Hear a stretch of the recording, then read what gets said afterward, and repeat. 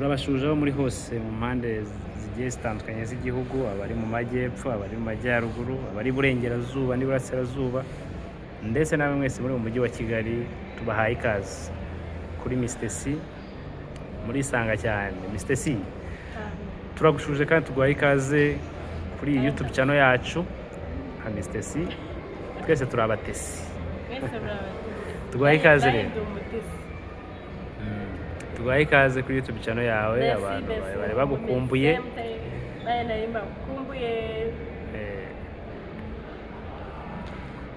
ni karibu cyane. So Mr C, twari tumaze iminsi tutabona ibiganiro uretse kimwe kiri uherutse kwa uploading ejo bundi, ariko twari tumaze iminsi itari mike cyane tutakubona ugaruka mu biganiro. Wari uhugiye mu biki? Wari uri he? Ese wagarutse ntituri bwongere kukubura kuko n'ubu ngubu ninjye ukwishakiye? Ndagira ngo aba Mr C ko ari ngewe wamuguyeho rwose, avuga ati ntabwo uri buducike. Ati nk'umufana mu big fan munini cyane uri uhagarariye abatesi, umutesi munini cyane. Turahuye n'abana, ntabwo uri buducike. Ugomba kuduha ikiganiro tukakubaza naho wari umaze iminsi, ngira ngo mbarize nabo batesi bose.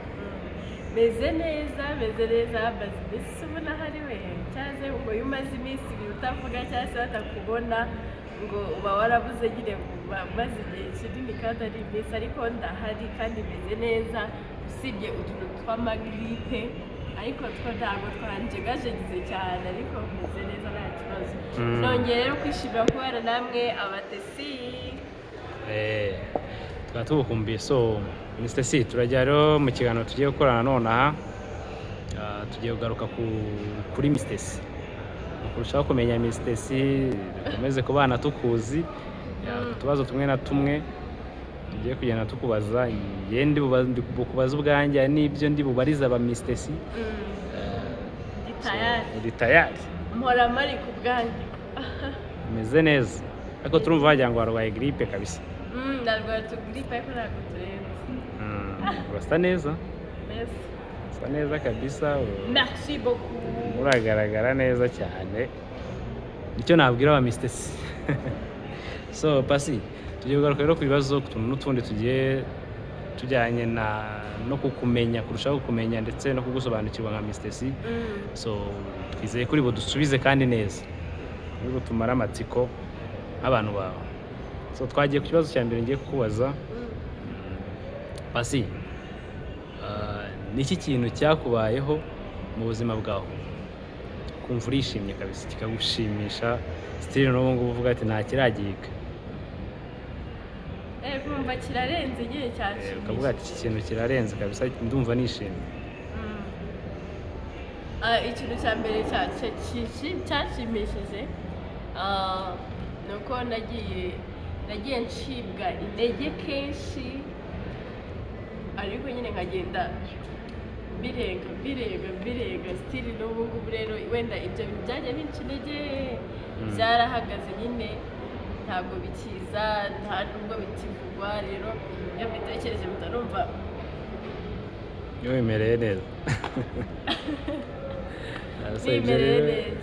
Ibintu biri buze kujyana, icyo kibazo kiri buze kujyana n'ikindi gishobora kuba cyarakubabaje mu buzima bwawe udashobora kwibagirwa still nawe.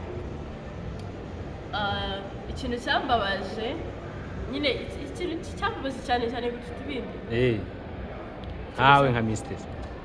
Ikintu cyambabaje ni ukubura inshuti yanjye nyine ikitaba Imana, ari nawe my mom.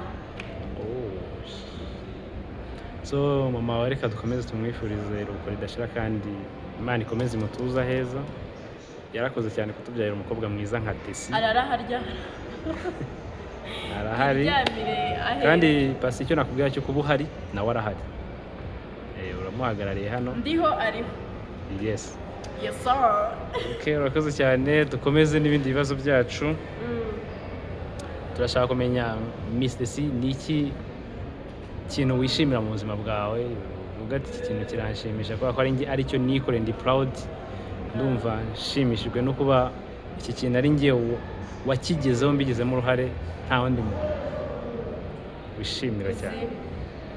Ikintu cya mbere nishima nyine nkishima ni ukuba hari ibyo mba nararwanye nabyo nkatsinda nkagira aho wenda nigeza mbere nk'uko tujya tubivuga nyine ukuntu iyo umuntu afite ubumuga atiyakira sosiyete wenda ndinamwakire mbere numvaga nyine bikimbaho nkimugara navuga se ubu nzongera nkore nzongera ngende se ubu nzimarira iki kumva ariko iyo ndebye ko ubu ngubu ngira icyo nimarira ngira icyo nikorera ndetse wenda nkanakimarira abandi numva nyine nishimye biranshimisha iyo mbonye nyine wenda ko hari aho ntigejeje kandi nkaba mfitiye akamaro n'abantu benshi. Nziza cyane, urakoze cyane. Ikindi kibazo twakubaza, ndibaza ko aba Miss Tessy muri kugenda musobanukirwa, tukuzi nk'umuntu uhora useka, tukuzi nk'umuntu uhora wisekera,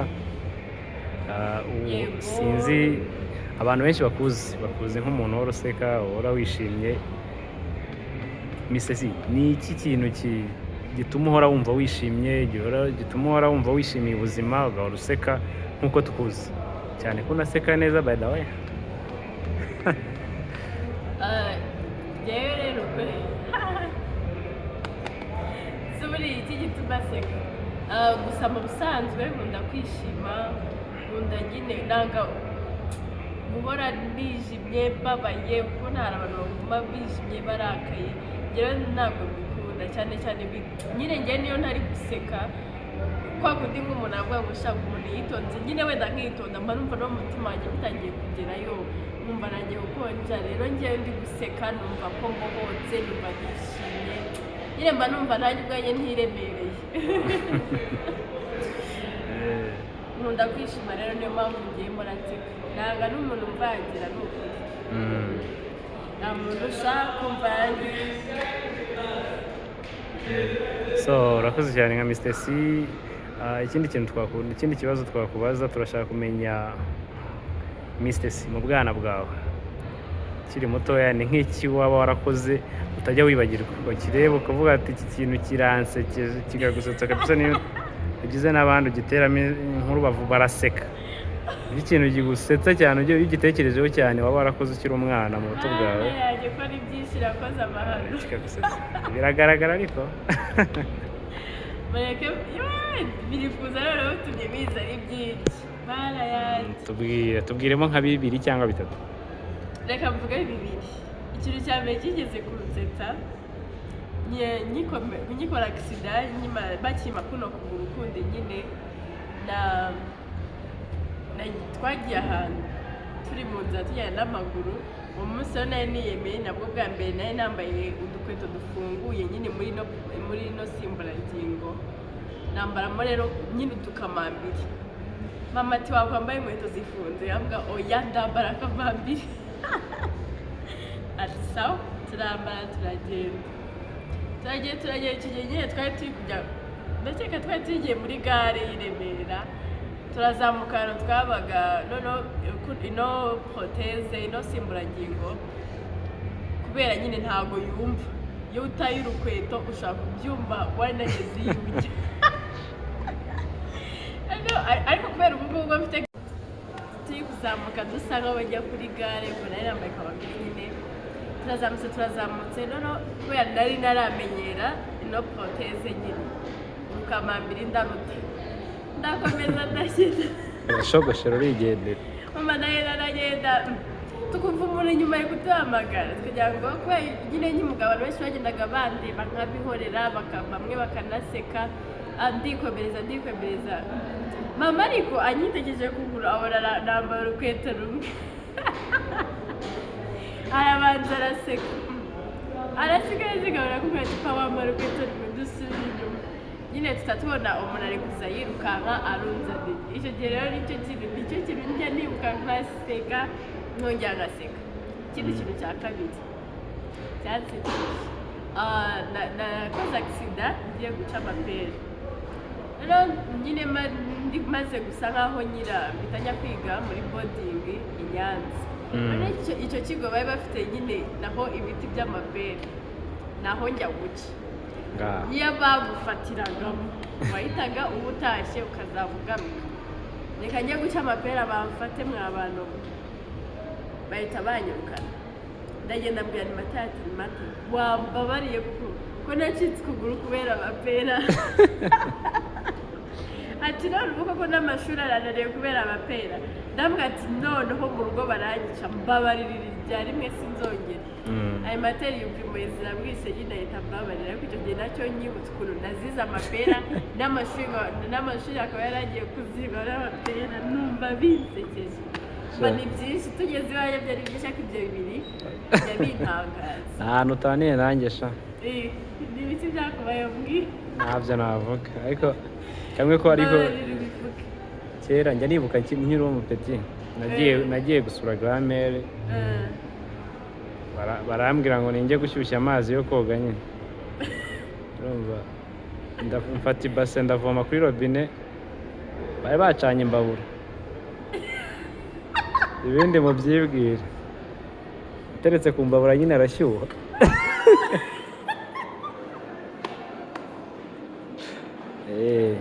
so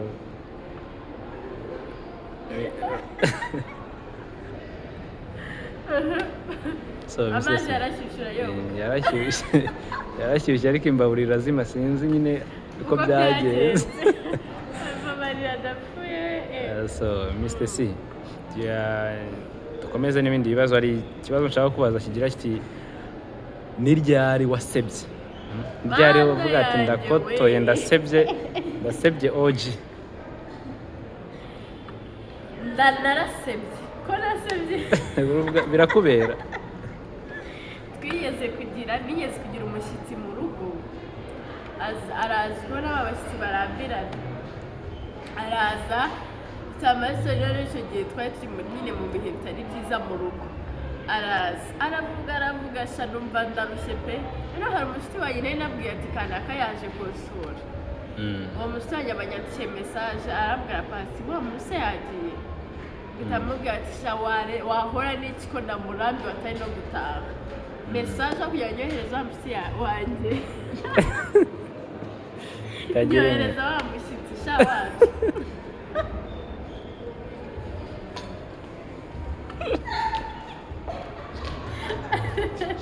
nyohereza wa mushyitsi wacu aranyihora akomeza aravuga nyine nyuma ariko pa kubera iki uri indyane nawe si kubera iki ati kuki utambwiye kare kose ko ndarambiranye kugeza naho unyandikira mesaje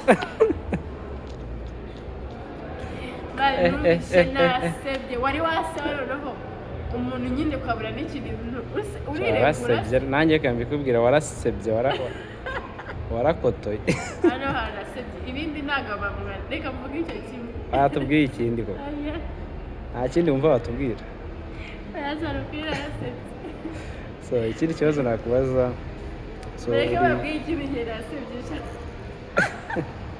twibwire twese ko tuguteze yombi rwose turashaka kumenya mbashaho ntabwo ari kera ariko rero si vuba cyane kera nyine nyiga umuntu ambwira ati pa uzaze njye kukugurira mu marangi ubwo nari inyumva nari naragiye agakoma se iyi dore ko ngakunda kure azaye mu marangi sawa arangije arambwira atoketi we nugereyo nyine ndakurangira nicaye wowe nyine ugenda ureba urasanga muri makoko sawa ndagiye motari asiga yanga kunyambutsa nyine asiga ruguru hirya nasize hirya ndazenguka ntabwo rero nyine nciye aho byahita bijya ahubwo ndazenguka mbona ndahabura ese umuhamagare mvuge ko nahayobewe ati wapi noneho mbona numva nyine ko amarangi ari kure yanjye ati noneho reka afate moto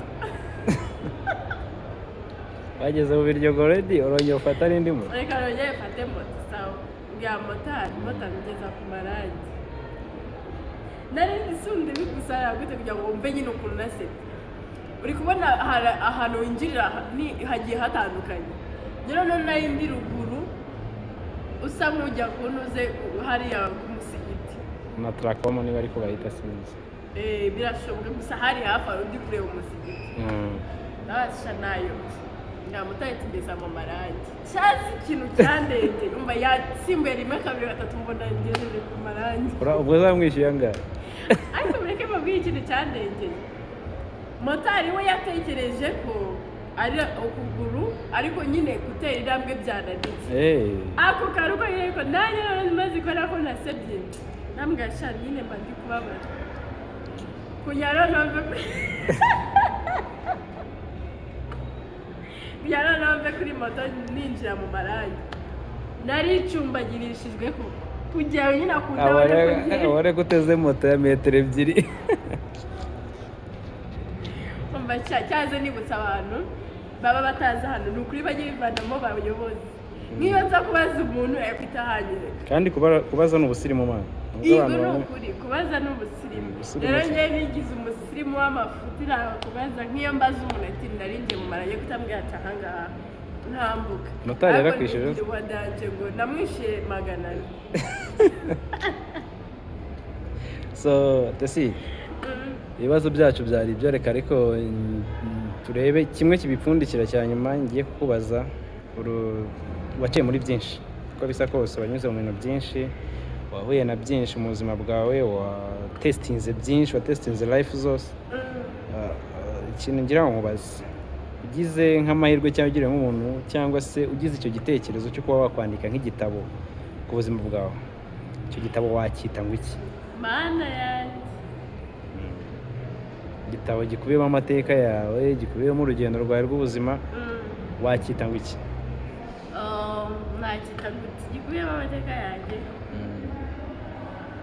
ikibazo hakuzi ushobora kucyita ikumva asiko ahita bangopera bande kandi ari icyawe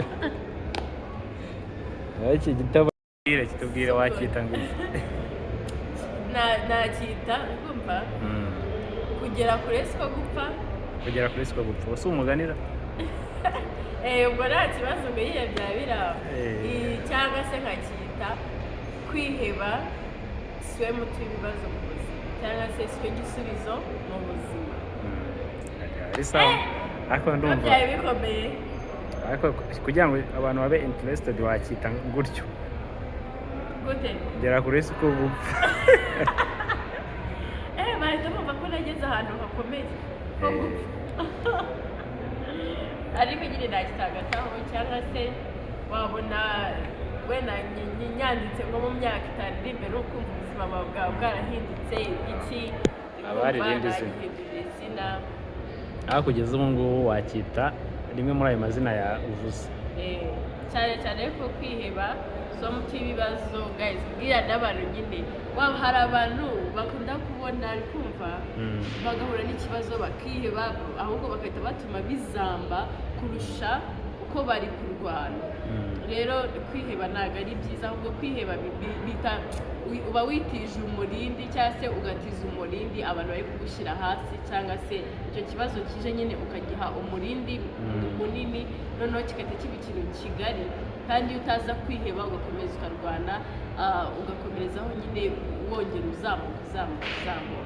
rero kwiheba ntabwo ari byiza buri muntu wese kuko tugiye twiheba ino si ntabwo yoroshye ino si ibintu byinshi biremereye rero buri kintu kimwe uko kigiye kiza ucika intege wiheba ejo ukiheba urarangira ariko rero iyo ikintu kibayeho abantu bibaho ugakomeza ukarwana bigenda bishira cya kintu cyari gitoya kikava ariko rero ugenze wiheba cya kintu kigenda kiba kinini ugasanga byararangiye ntange iyo nza kwiheba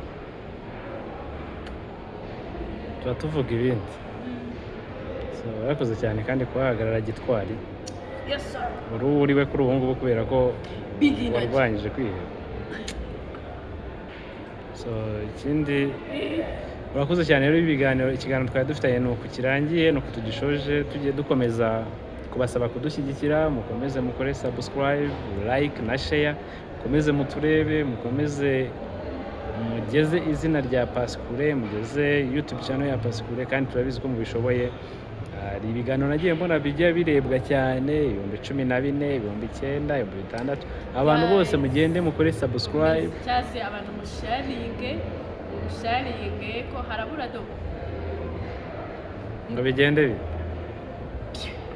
ibiki harabura akantu gato cyane rero mukomeze mushyigikire turi kumwe ciao